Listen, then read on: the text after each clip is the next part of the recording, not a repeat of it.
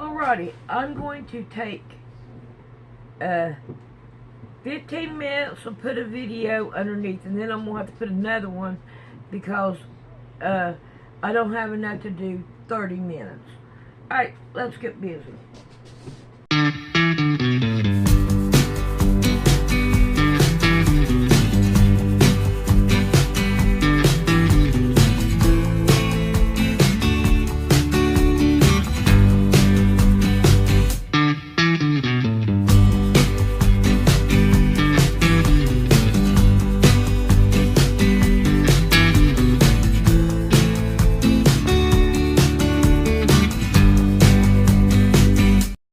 Judith Very Baker.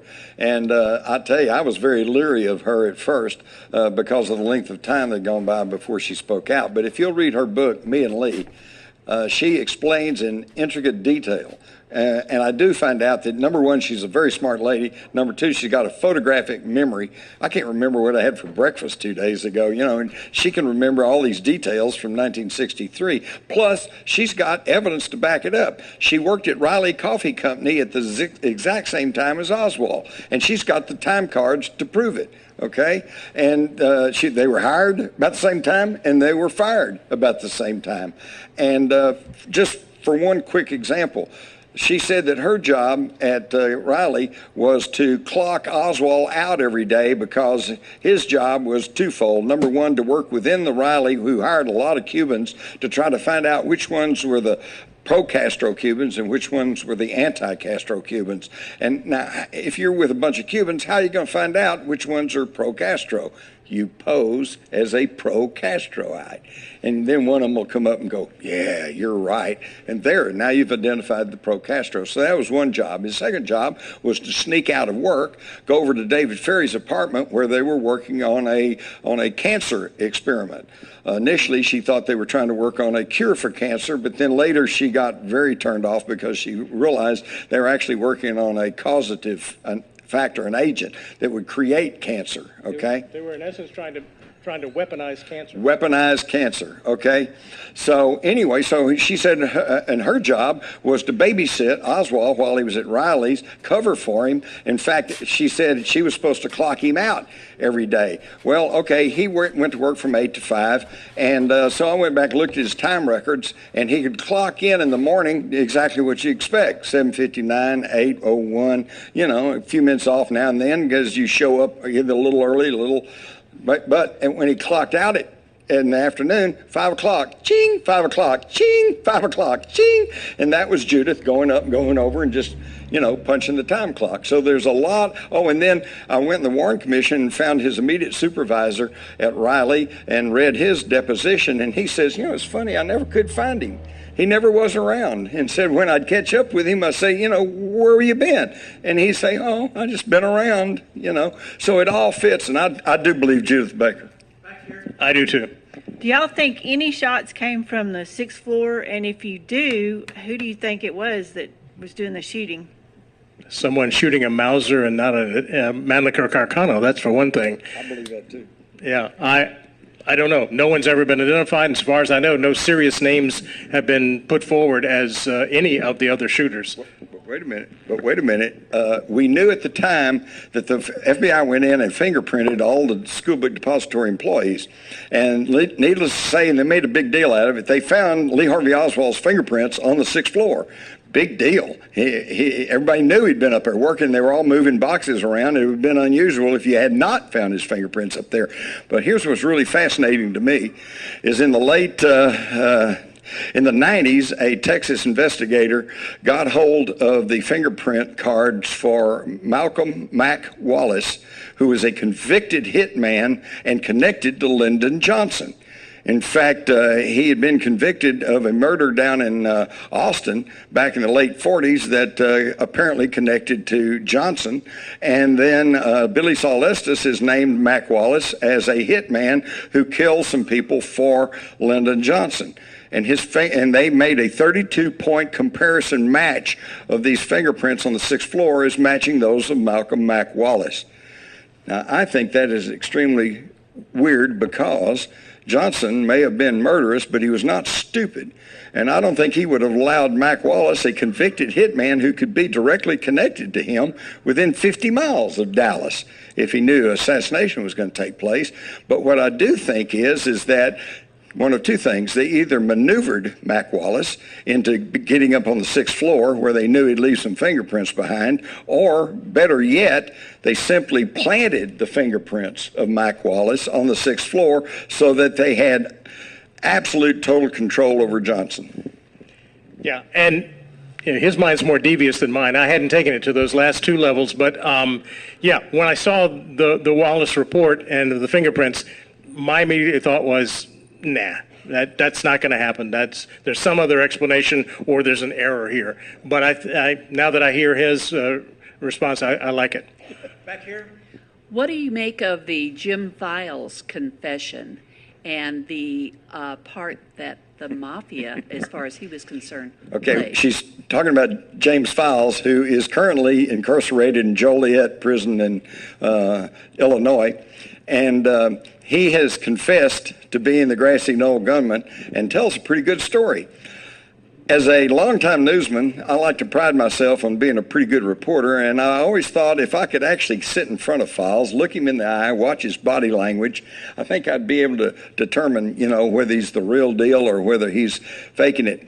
But I got to tell you, I did that. I did go into Joliet Prison. I did sit down across from James Files. I looked him in the eye, watched his body language. I had all the questions lined out for him. And I'm going to be honest with you, I'm still unsure in my own mind if he's really telling the absolute truth or not.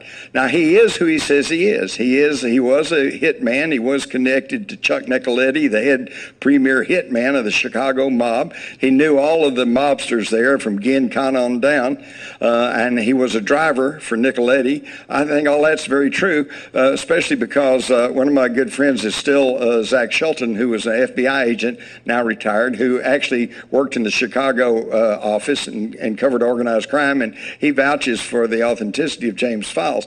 But now when James Files said that he was on the grassy knoll and he fired the shot, I don't know. I'm still, that's kind of a toss-up. I think he heard things. I think he knew a lot of the inside information about the assassination. But has he inserted himself into the story, or was he actually the shooter? And I'm not really certain, because there is another candidate for the Grassy Knoll gunman that I think is rates in my mind higher than James Files, and that is a member of the Dallas Police Force at that time named Roscoe White. His son, Beverly will tell you, and she'll vouch for this. Well, she did tell you. She said that after the shooting, and she was standing around wondering whether she wanted to leave, but she didn't want to. She was afraid somebody would think that, might want to talk to her. And then she saw this man on the grassy knoll, and she didn't actually know him, but she knew that it was Geneva White's husband, Roscoe, and that he worked for the Dallas police. And so she thought, I can leave now, right? Because they know who I am, and they know to get hold of me. Beverly, I wanted to ask you just real quick. When you saw him, was he in a suit or was he in his uniform?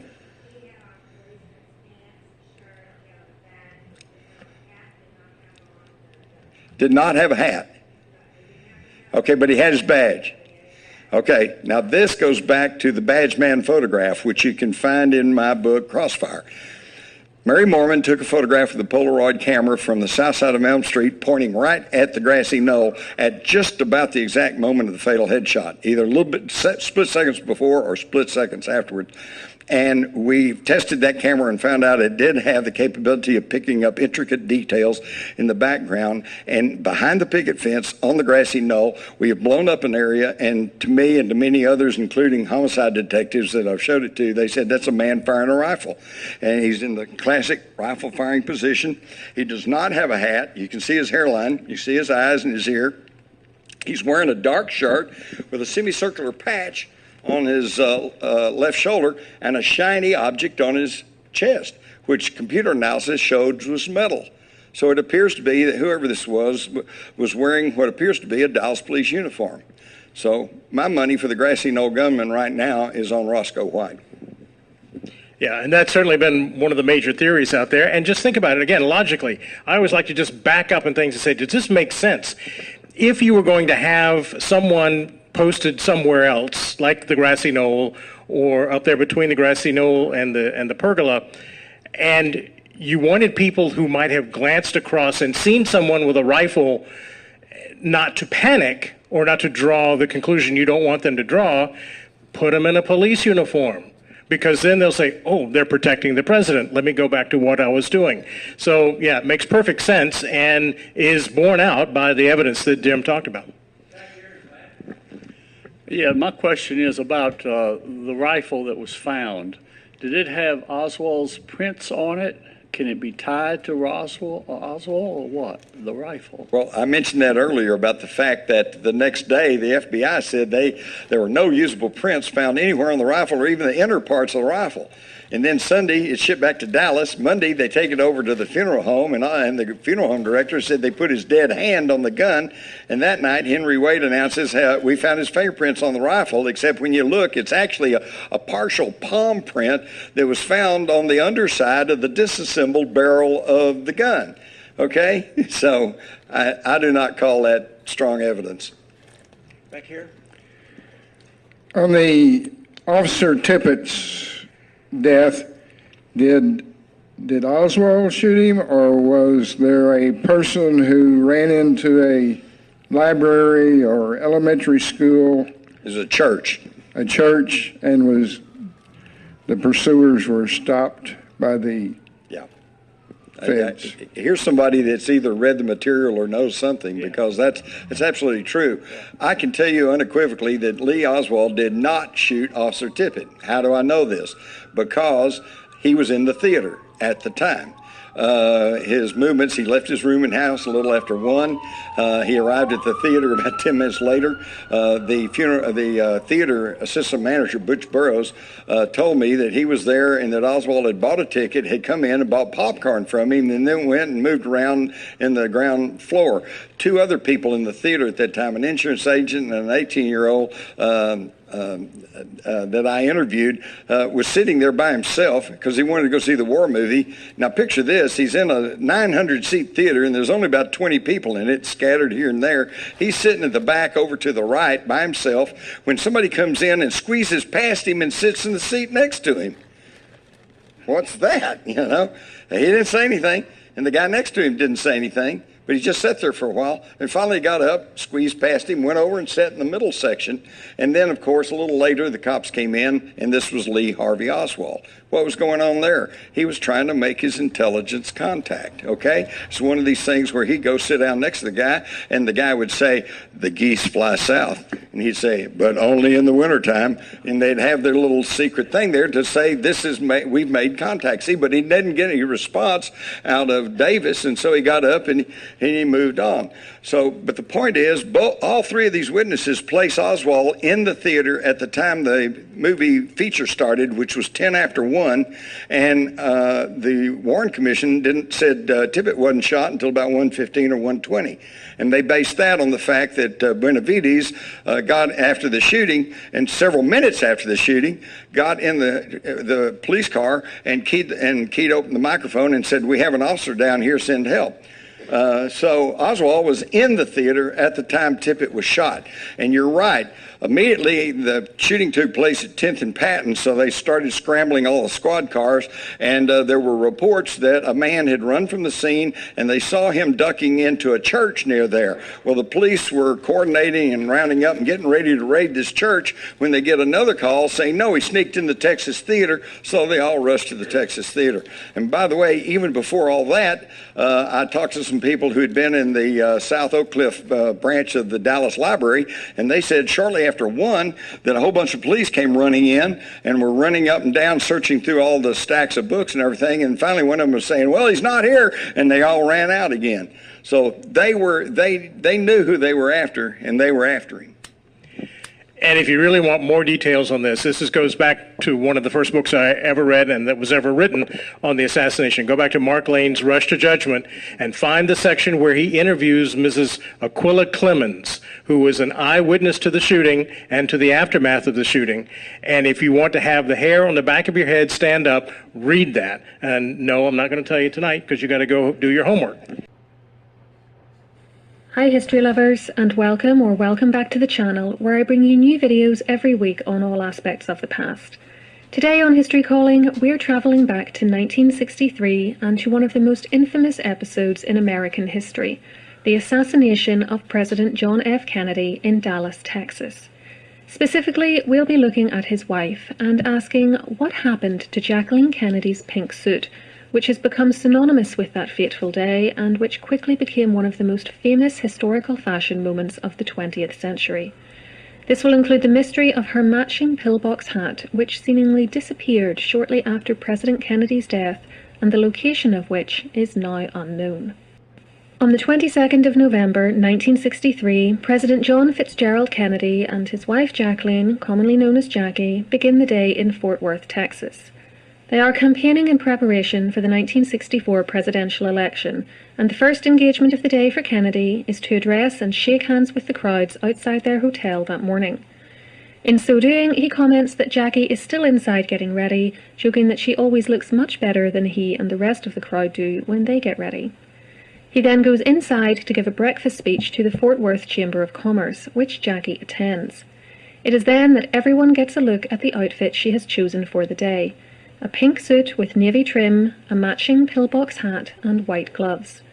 Although often referred to as a Chanel suit, in fact, Jackie is wearing a line-for-line copy by Chez Ninon, as she has previously found herself in trouble with the press and the people of the United States for wearing clothes neither designed nor made in the US.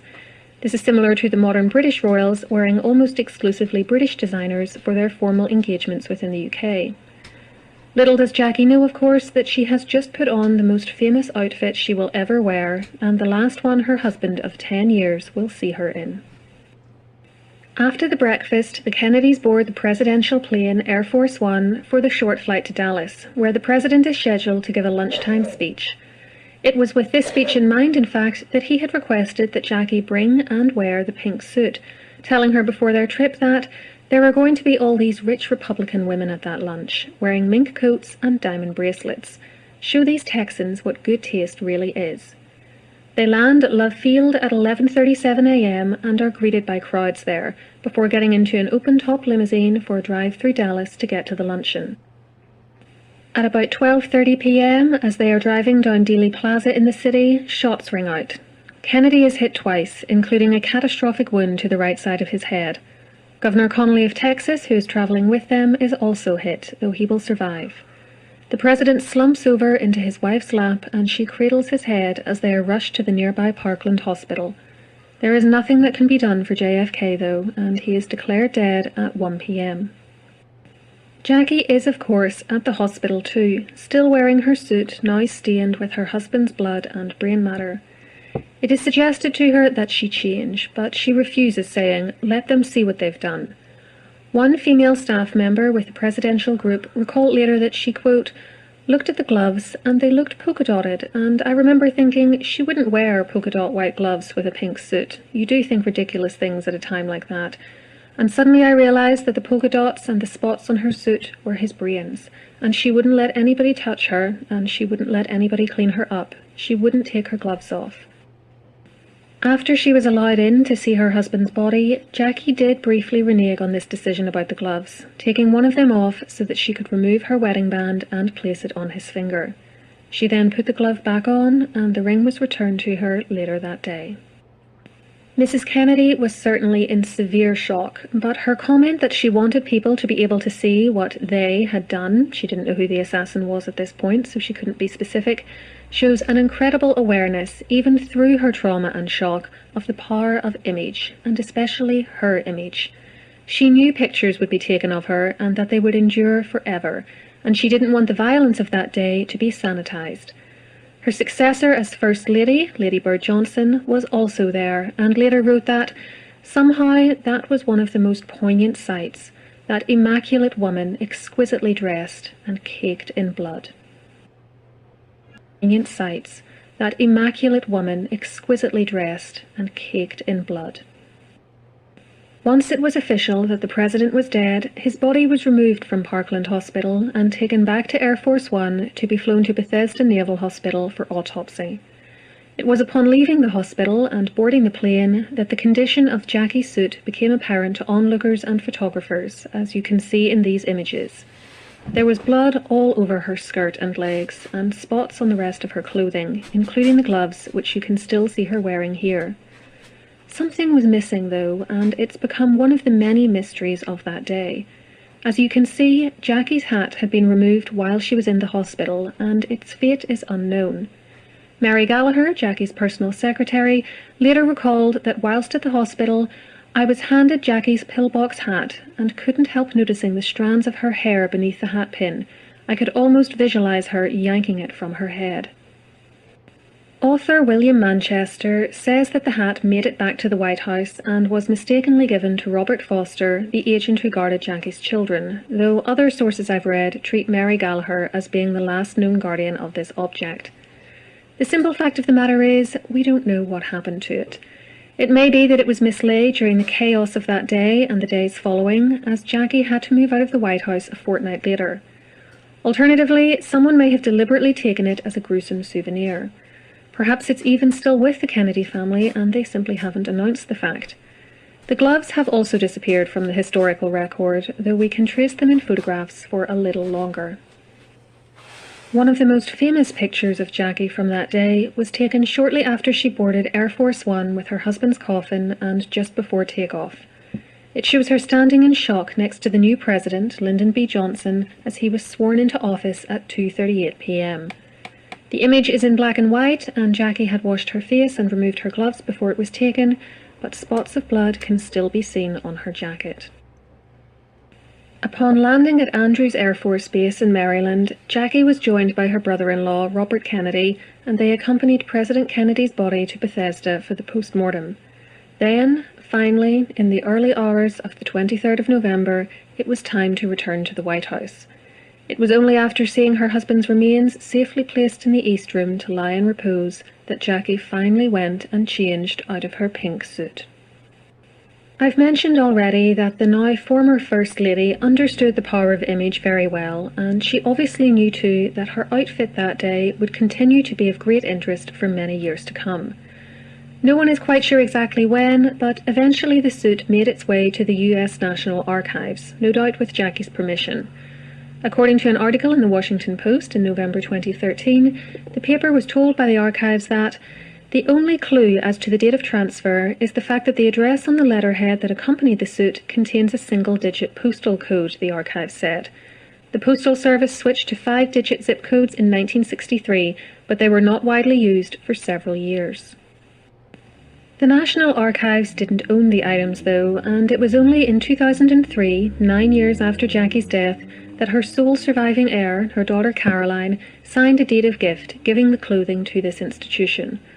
One of its stipulations is that the materials never be subject to public display, research, or any other use that would in any way dishonor the memory of Mrs. Kennedy or President Kennedy or cause any grief or suffering to members of their family. It then goes further, saying that access to the materials shall be restricted in accordance with this paragraph for 100 years from the date of the execution of this deed of gift, which means the earliest the outfit can be seen by anyone other than a tiny number of archivists, and people listed below is 2103. After which time the Archivist of the United States, hereinafter referred to as the Archivist, shall exercise his or her discretion in the handling of the materials in a manner that takes into account the concerns of the Kennedy family. These restrictions also apply to any photographs of the materials. None of the materials shall be placed on public display for any reason whatsoever. There shall be no access to the materials for research or scholarly purposes.